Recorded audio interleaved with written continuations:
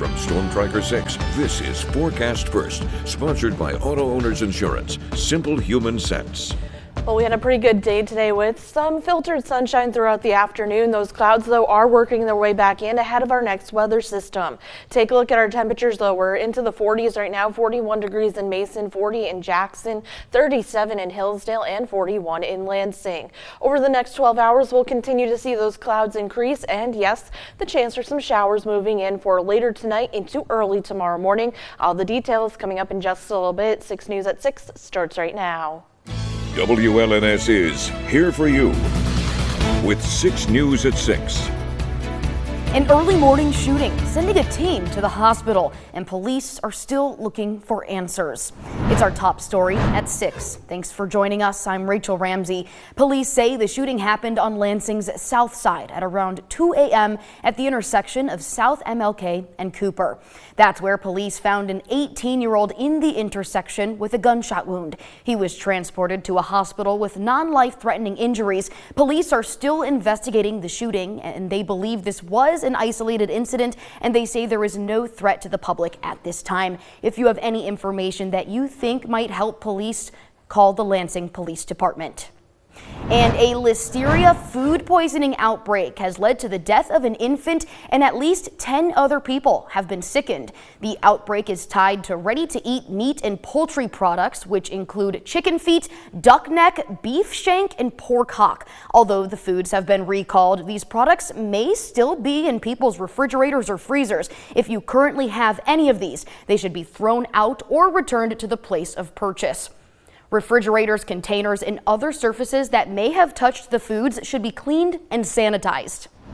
And another recall alert, this time from car manufacturers Hyundai and Kia. These companies are recalling over 208,000 electric vehicles to fix a problem that can cause loss of drive power, which increases the risk of a crash. The recalls cover more than 145,000 Hyundai and Genesis vehicles, including the 2022 through 2024 Ioniq 5, the 2023 through 2025 Ioniq 6, GV60 and GV70, and the 2023 and 2024 G80.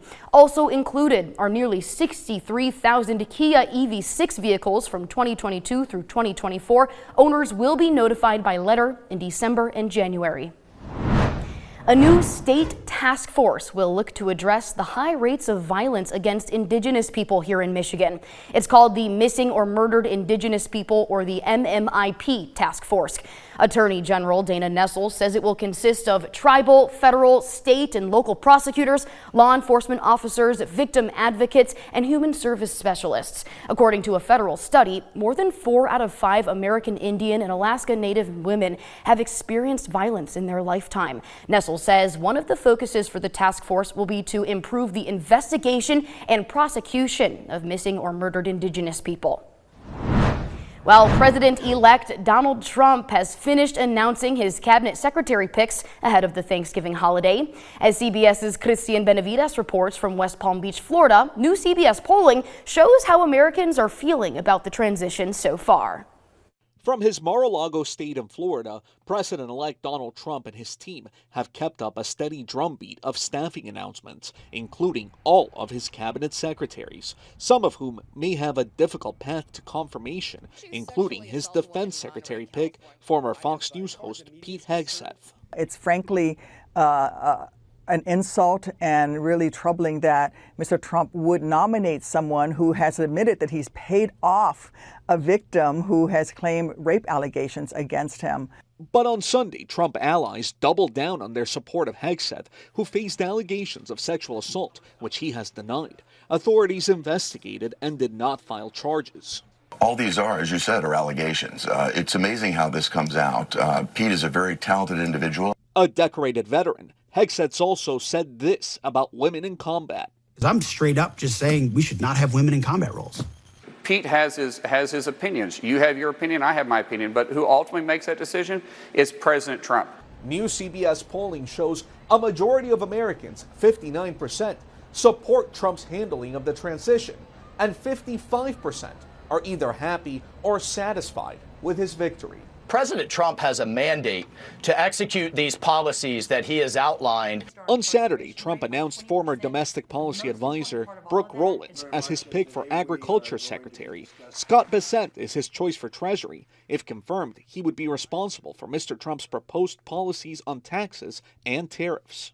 I have nothing to do with Project 2025. And Project 2025 co-author Ross Vogt plans to reprise his role as White House budget director, despite Trump's disavowal of the conservative policy blueprint. Cristian Benavides, CBS News, West Palm Beach, Florida. You might have noticed social media influencers at major political events like the Republican and Democratic national conventions, and you may have wondered, why are they there? A new study reveals that 1 in 5 U.S. adults now get their information from influencers online. Zena Issa is here for you now with more. Rachel, a study from the Pew Research Center and the Knight Foundation shows that 21% of U.S. adults rely on social media influencers for news. The study defines influencers as individuals who regularly post about current events and have at least 100,000 followers. But there's a generational divide in who turns to influencers for news.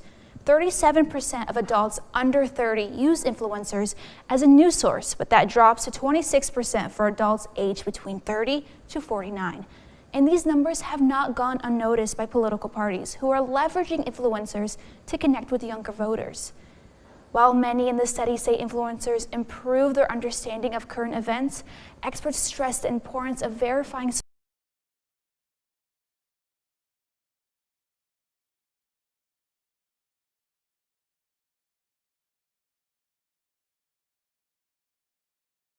in more than a decade. The problem has spread across the whole state, and experts are hoping that we get more rain or snow sooner rather than later. Around 4 million people in Michigan are currently living with drought conditions. That's almost double what it was last month. According to the U.S. Drought Monitor, 25% of the state has a severe drought, 56% has a moderate drought, and 18% is abnormally dry. If we don't get rain soon, we will probably start our next year in bad shape because the cold and dry winter air won't be much help over the next couple of months.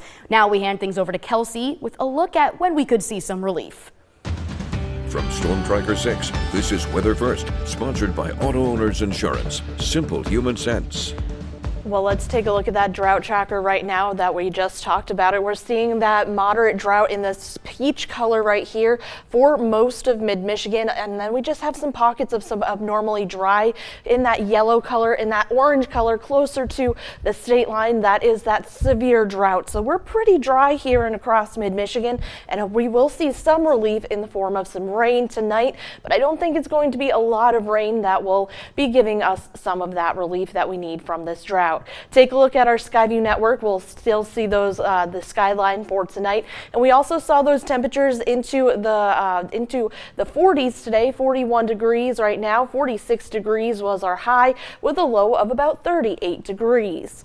As we continue on our Skyview network cameras, we saw those temperatures right now into Grand Ledge, the 43 degrees after a high of 47 and a low of about 39 degrees and a max wind of about 11 miles per hour. Even down in Hillsdale, we're seeing those temperatures into the 40s right now after a high of 43 and a low of 36. And our final stop on the Skyview network is Jackson. Jackson, we're going to continue to see those temperatures into the 40s right now. 45 degrees was our high and 37 degrees was our low this morning. Taking a look at our satellite radar, we had some sunshine for today, some filtered sunshine, but those clouds are moving in ahead of our next weather system, which is going to be bringing the chance for some rain back into the forecast. That's going to continue to move in, and it's going to provide us some rain showers for tonight with mostly cloudy skies, temperatures back into the 40s with some drizzly conditions early. Then those rain showers move in later on tonight. Let's take a look at that right now. Precision Cast showing those rain showers hitting the state line right around the midnight hour. Then we come more widespread as we head into early Monday morning. Those continue off and on throughout the day, and will continue off and on throughout the day on Monday before we see them tapering off for Monday night into Tuesday. For Monday, though, though, temperatures are going to be on the warmer side, so we could see temperatures into the 50s for tomorrow, but on our forecast, it looks like we're going to see the upper 40s with those rain showers. Our focus then transitions to this system that will be moving over parts of the United States by Tuesday, and then eventually it will swing back into our part of the neighborhood.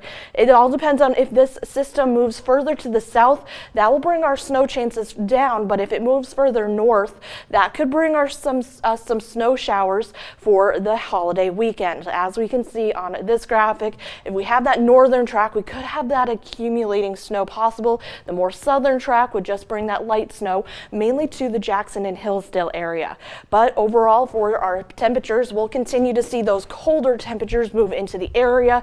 As we head into the weekend, we're going to see a very cold blast of air that will continue into the end of the week and into the week after next, as we see those temperatures drop into the 30s and even into the 20s for the week after next. So if you haven't gotten your winter gear out yet, I think this is the time to do so as we finally start to see some more winter-like weather ahead. Definitely. Thank you, Kelsey. And coming